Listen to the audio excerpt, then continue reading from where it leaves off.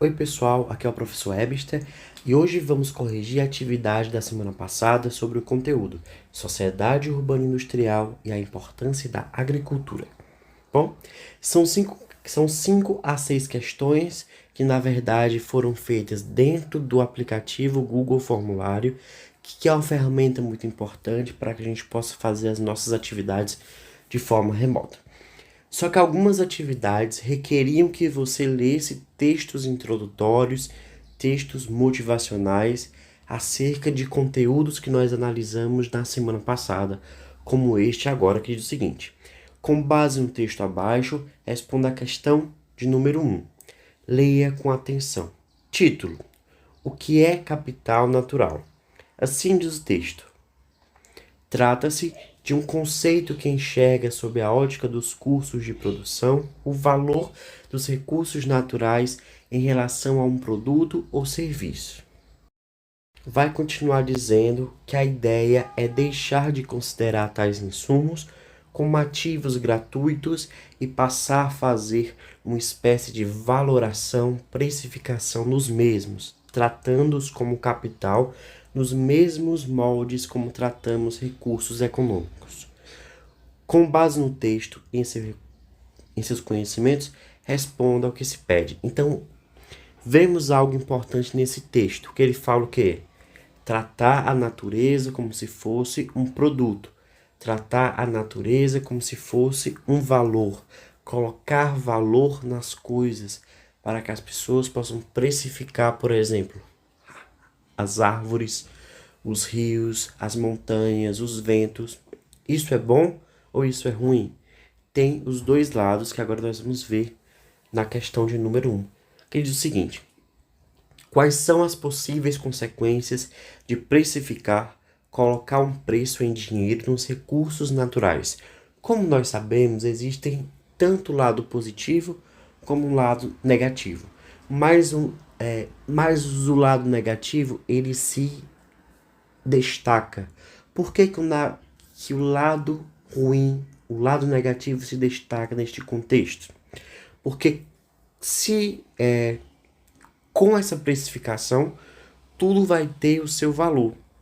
Só que esse valor vai ser explorado por poucas empresas, por empresas grandes, que elas vão deter todo aquele lucro para si.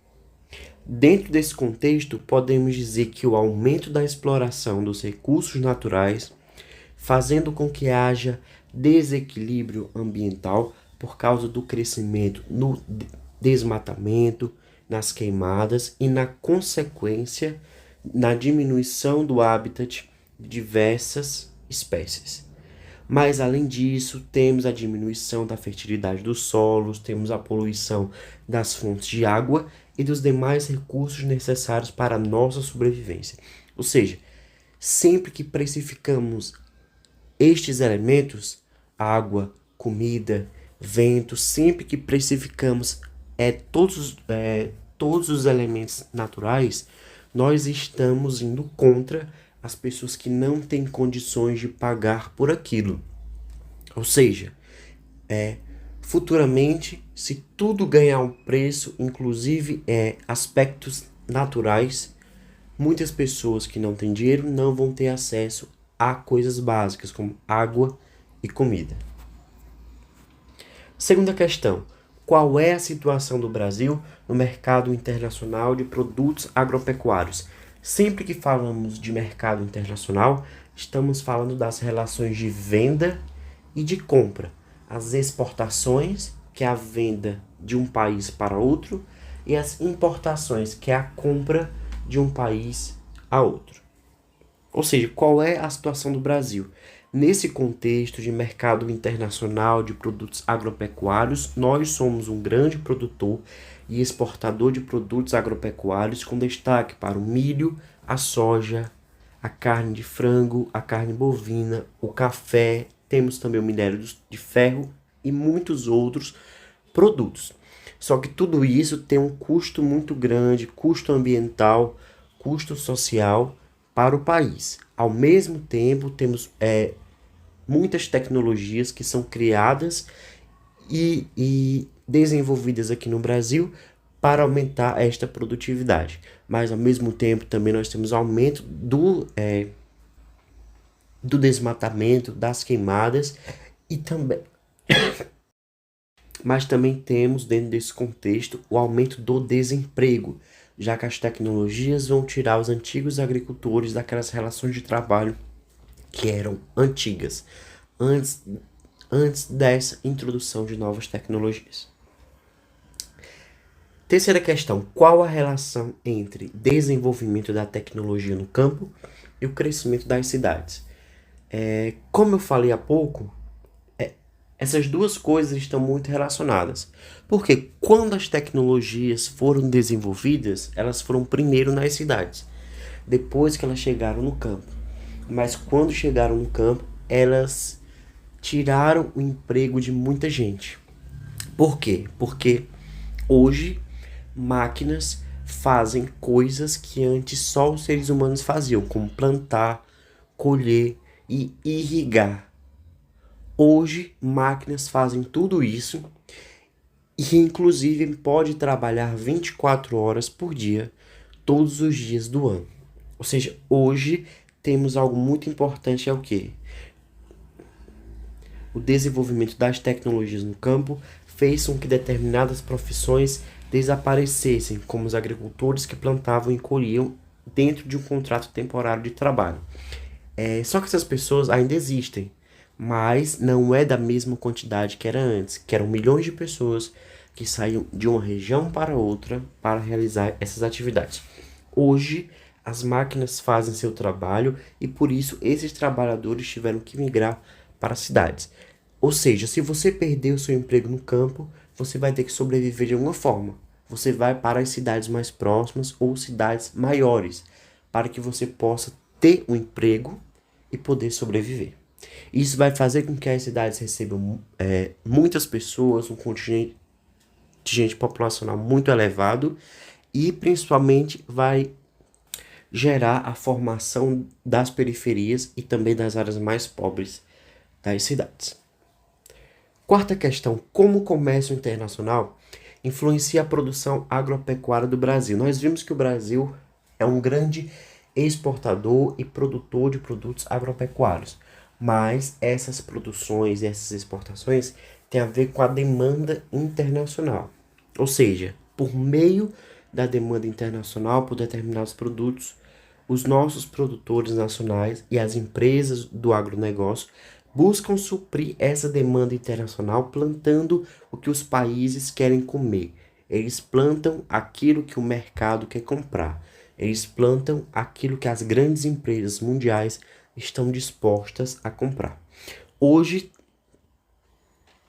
nós temos uma grande demanda internacional por soja e milho, que são utilizados tanto na alimentação de pessoas, mas principalmente dos animais.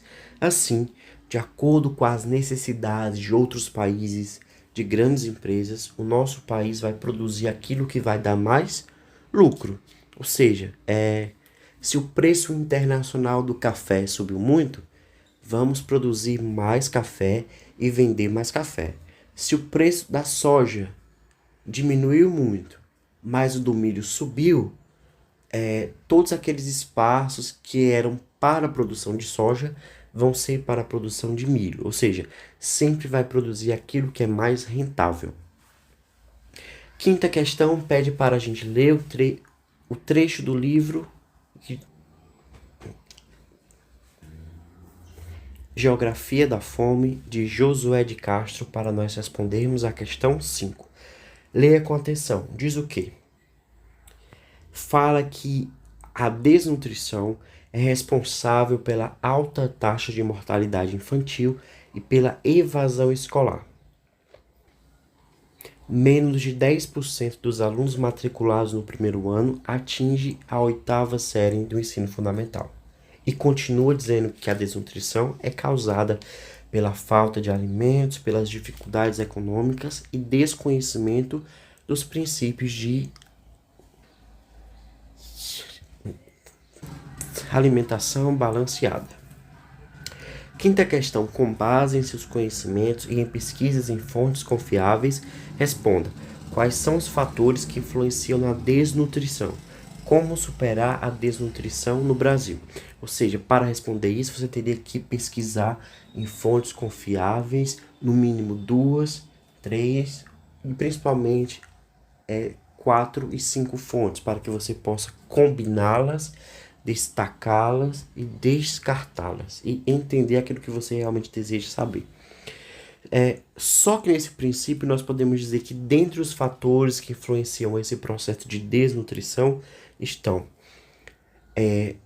a falta de acesso, ou a pouca quantidade, ou a instabilidade no acesso aos alimentos. Ou seja, são pessoas que elas têm pouco acesso, ou pouca quantidade, ou elas nem têm acesso à comida. Outro fator: guerras, conflitos e disputas por territórios que fazem com que pessoas sejam deslocadas de um lugar para outro, como refugiados, como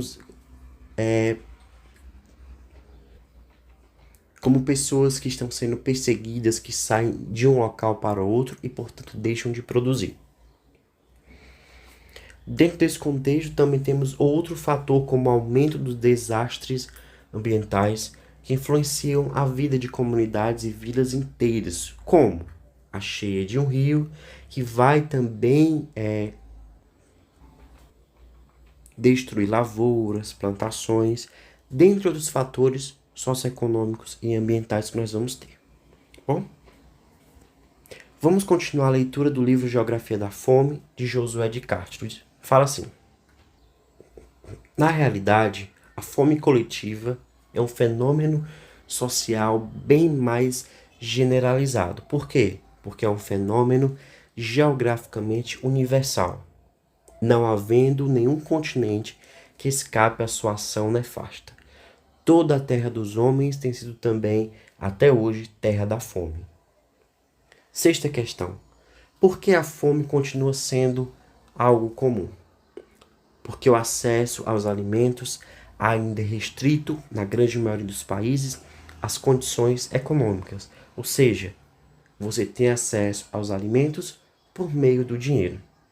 Temos também outro fator, como o preço dos alimentos sofre variações constantes devido às situações climáticas, situações políticas e também o contexto socioeconômico de alguns países, como secas prolongadas, chuvas muito fortes, guerras, conflitos, disputas entre os países e outras coisas. Especialmente os grandes produtores de alimentos vão ser os que mais sofrem com esses processos, tá bom? Muito obrigado de verdade por assistir o vídeo. Faça parte de nossas aulas no Meet e também acompanhe as aulas no Google Sala de Aula.